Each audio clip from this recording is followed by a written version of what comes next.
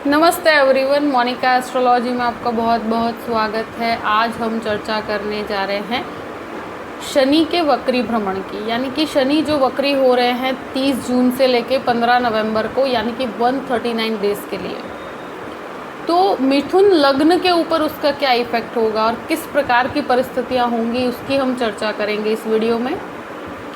देखिए, मिथुन लग्न के लिए अभी जो शनि का ट्रांजिट हो रहा है वो नवम भाव में हो रहा है, कुंभ राशि में, और कुंभ राशि में ही ये वक्री होंगे। जब वक्र गति में शनि आते हैं तो वो खुद से पिछले घर का परिणाम देते हैं, यानी कि मकर राशि का रिजल्ट आपको देंगे कुछ हद तक, 50% तक, और कुंभ राशि के अंदर भी वक्र अवस्था का आपको रिजल्ट मिलेगा।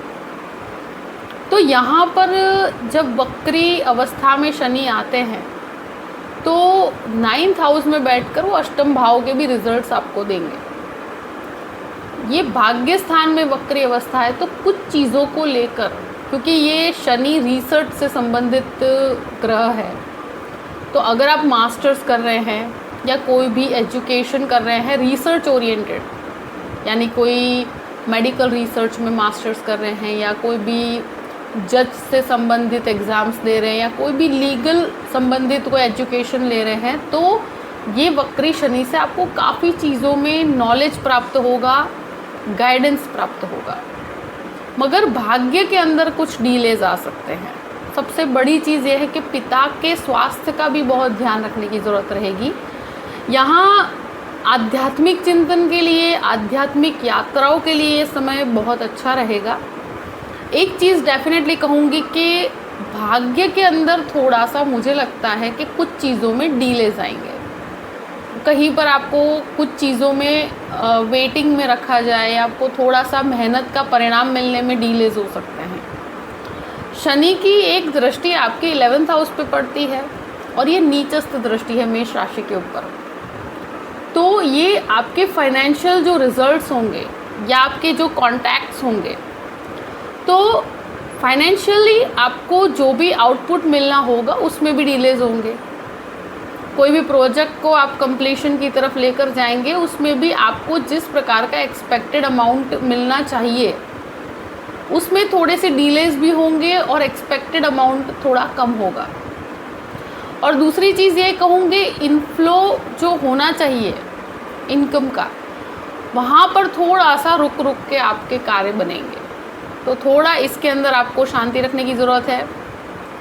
और साथ साथ में यहाँ पर यही कहूँगी कि जो भी बाहर के रिलेशन से कॉन्टैक्ट्स हैं उनमें थोड़ा सा आपको रिज़ल्ट मिलने में भी आपको एफर्ट्स ज़्यादा करने पड़ेंगे, मेहनत ज़्यादा करनी पड़ेगी। क्योंकि मुझे लगता है कि जब नवम भाव के अंदर शनि वक्र अवस्था में आएंगे तो अष्टम भाव के भी रिजल्ट्स देंगे, आपको मेहनत डबल करनी पड़ेगी, एफ़र्ट्स बढ़ाने पड़ेंगे, और एफ़र्ट्स के रिज़ल्ट के लिए आपको वेटिंग में भी बहुत रखा जाएगा।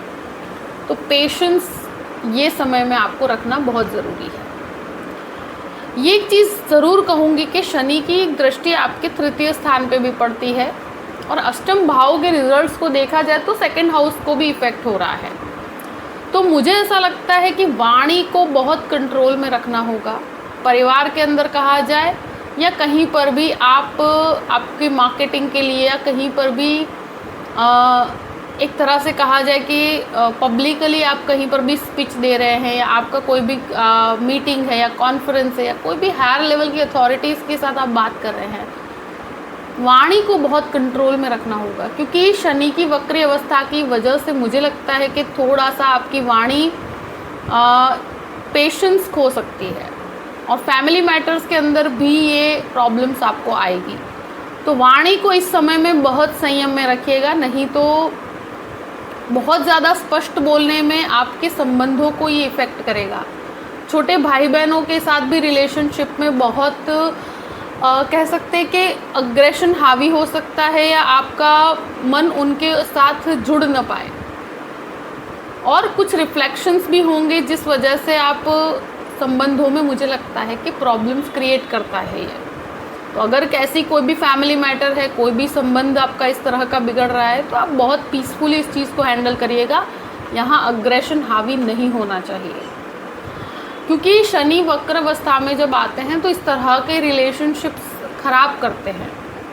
अब शनि की दृष्टि पड़ती है आपके 6th हाउस के ऊपर भी और छठे घर के ऊपर जब वक्री अवस्था का परिणाम होता है और वक्री होने की वजह से 5th हाउस भी थोड़ा इफेक्ट होता है। तो एक तरह से देखा जाए तो यहाँ पर हेल्थ सबसे ज़्यादा इम्पोर्टेंट रहेगी और स्वास्थ्य आपके लिए मुझे लगता है खराब हो सकता है। हेल्थ संबंधी प्रॉब्लम और बिना मतलब के आपके शत्रु खड़े होंगे इस समय में, क्योंकि 6th हाउस जो होता है वो अनएक्सपेक्टेड लड़ाइयाँ, अनएक्सपेक्टेड झगड़े, इस तरह की परिस्थितियाँ क्रिएट होती है। देखिए ये चीज़ें अवेयरनेस के लिए है कि शनि वक्र अवस्था में है, तो कहीं पर भी डिस्प्यूटेड अवस्था में नहीं पड़ना है। फैमिली इश्यूज भी हैं तो उसको शांति से रिजॉल्व कीजिएगा, नहीं तो ये रिलेशनशिप खराब कर देता है। और शनि की वक्री अवस्था की वजह से अपनी हेल्थ से कनेक्टेड कोई भी इश्यूज हों तो आप बिल्कुल भी इस चीज़ को लाइटली मत लीजिए। बोन से कनेक्टेड प्रॉब्लम्स हो, अगर किसी के ऑपरेशंस भी होने तो इस परिस्थिति के अंदर आपको स्वास्थ्य संबंधित समस्याएं होंगी। हार्ट से संबंधित समस्याएं हो तो भी आप ध्यान रखिएगा। फादर से रिलेटेड भी कोई हेल्थ इशू है उसके अंदर भी आपको थोड़ा सा ध्यान रखने की ज़रूरत रहेगी। ये एक ऐसी अवस्था है कि जहाँ पर शनि थोड़े डिलेस भी लाएगा, मेहनत भी ज़्यादा पड़ेगी, वाणी को भी संयम में रखना पड़ेगा। तो मिथुन लग्न वालों को डेफिनेटली ये शनि की वक्री अवस्था में बहुत ज़्यादा प्रिसाइज होने की ज़रूरत है, बहुत ज़्यादा सोच समझ के आगे बढ़िएगा। यहाँ पर कोई भी ट्रांसफ़र्स की पोजीशन कही जाए या यहाँ पर कोई भी आप जॉब के बदलाव की बात की जाए तो वो कंफर्ट जोन लेकर नहीं आएगा। तो बहुत सोच समझ के जॉब के अंदर परिवर्तन कीजिएगा। मुझे लगता है अगर न हो तो बेहतर है जो है वहाँ पर स्थित होकर कार्य कीजिए। और अगर कहीं पर भी आप जॉबलेस हैं और जॉब की परिस्थितियाँ बनती है तो कंफर्ट जोन तुमको इस समय में नहीं मिलेगा। मतलब ये बहुत ही मेहनत करवाएगा शनि आपसे, मगर डेफिनेटली ये आपको मेहनत का फल आपको डिलेस के साथ भी प्राप्त डेफिनेटली होगा।